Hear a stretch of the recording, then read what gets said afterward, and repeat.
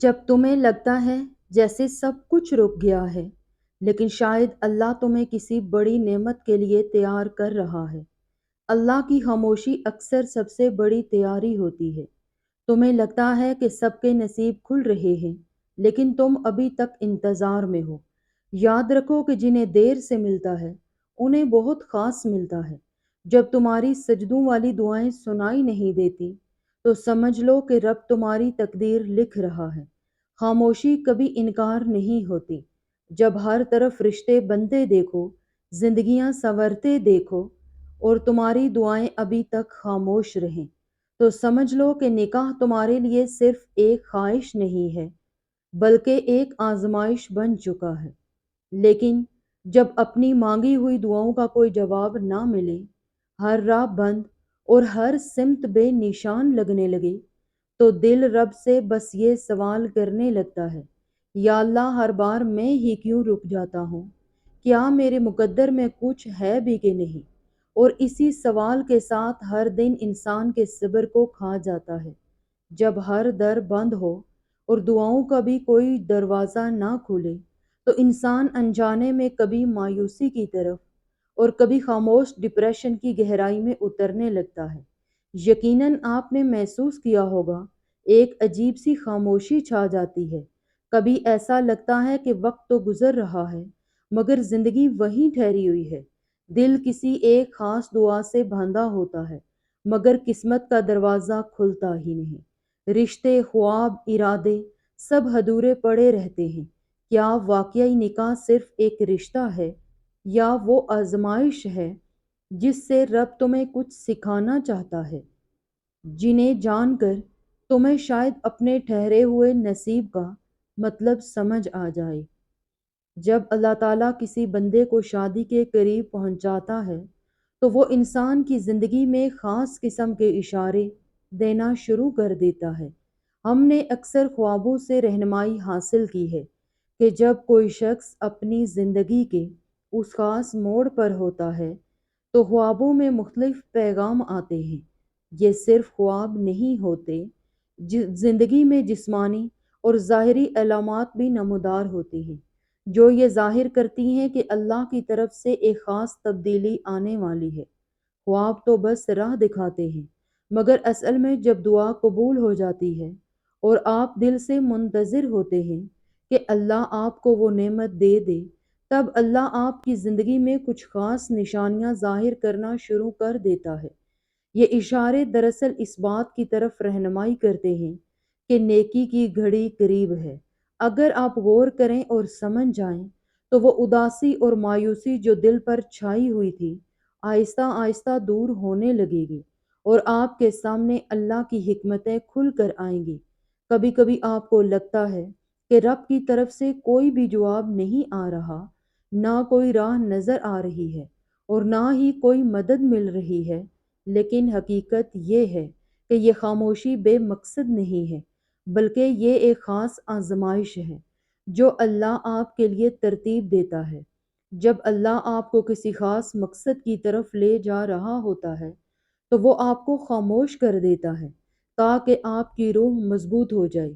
یاد رکھو کہ جب آپ کے دل میں کوئی خواہش شدت پکڑتی ہے اور آپ رب سے بار بار دعا کرتے ہیں، مگر زندگی میں کوئی تبدیلی نظر نہیں آتی، ہمیں لگتا ہے کہ شاید دعا قبول ہی نہیں ہوئی، یا اللہ نے مجھے نظر انداز کر دیا ہے، یا میں بہت گنہگار ہوں جس کی وجہ سے اللہ میری دعائیں سن ہی نہیں رہا۔ لیکن حقیقت یہ ہے کہ اللہ کی خاموشی ایک ایسا اشارہ ہے جو شاید آپ ابھی سمجھ ہی نہیں پاتے، مگر وہ آپ کی آزمائش اور تربیت کا حصہ ہے۔ وہ خاموشی جو آج آپ محسوس کر رہے ہیں، دراصل وہ اللہ کی طرف سے آپ کی روح کی پرورش ہے، اور یہی وہ سبق ہے جو آنے والے وقت میں آپ کے لیے ہمت اور طاقت بنے گا۔ کبھی آپ نے سوچا کہ اللہ نے اپنے خاص بندوں کو کیوں شدت کی آزمائش میں ڈالا؟ زکریا علیہ السلام کی بے اولادی، مریم علیہ السلام کی تنہائی، ایوب علیہ السلام کی بیماری، یہ سب مثالیں ہمیں سکھاتی ہیں کہ صبر اور استقامت کے بغیر کامیابی ناممکن ہے۔ جب اللہ ہمیں آزمائش میں ڈالتا ہے، تو سمجھ لیں کہ وہ ہمیں کچھ خاص بنانے جا رہا ہے۔ یہ مشکل لمحات دراصل ہماری روح کو پاک کرنے اور سنوارنے کا وہ عمل ہے جو ہمیں اللہ کے قریب لے جاتے ہیں۔ یہ جو آزمائشیں ہم برداشت کرتے ہیں وہی دراصل کامیابی کی پہلی سیڑھی ہوتی ہے۔ اللہ تعالیٰ قرآن میں کئی واقعات سے سبق دیتا ہے جن سے ہمیں سمجھ آتی ہے کہ پہلی نشانی کیا ہوتی ہے: تیاری کا عمل۔ اللہ تعالیٰ خاص لوگوں کی زندگی میں خاص تیاری کا عمل چلاتا ہے۔ جو نیک اور پرہیزگار ہوتے ہیں وہ ان کی شخصیت کو نکھارتا ہے، ان کے خیالات کو بدل دیتا ہے اور ان کی زندگی کے ہر پہلو کو بدل کر انہیں ایک نئے مقام پر لے جاتا ہے۔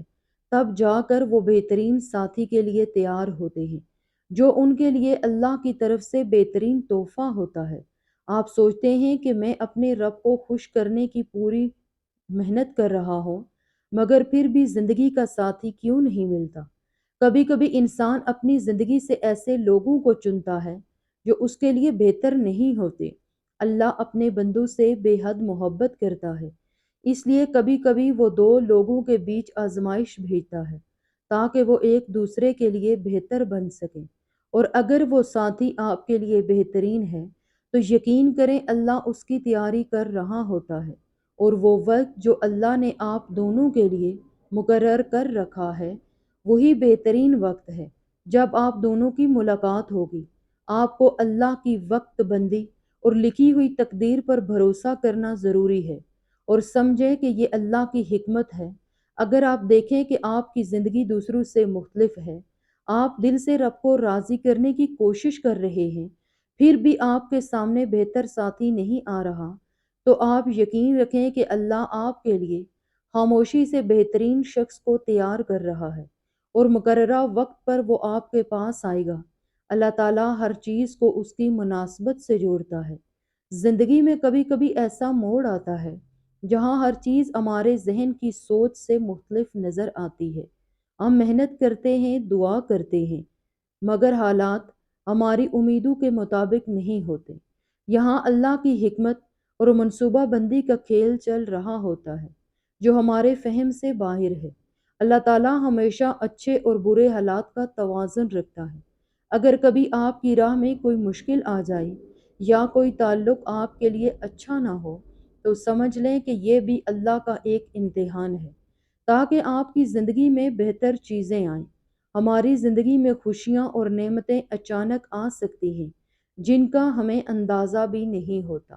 جب آپ کا دل بوجھل ہو اور حالات آپ کو ناامید کریں تو یاد رکھیں کہ اللہ کے منصوبے ہمیشہ ہمارے لیے بہترین ہوتے ہیں۔ وہی ہمیں آزمائشوں میں ڈالتا ہے تاکہ ہم مضبوط بنیں، اور جب وقت آتا ہے تو وہ ہمیں حیران کر دیتا ہے۔ جب آپ کو لگے کہ آپ کی دعائیں قبول نہیں ہو رہی یا آپ کے منصوبے ناکام ہو رہے ہیں تو آپ اللہ سے شکایت کرنے کی بجائے صبر اور پختہ ایمان رکھیں، تو اللہ تعالیٰ آپ کی زندگی میں وہ کرشمے دکھائے گا جن کا ہمیں تصور بھی نہیں۔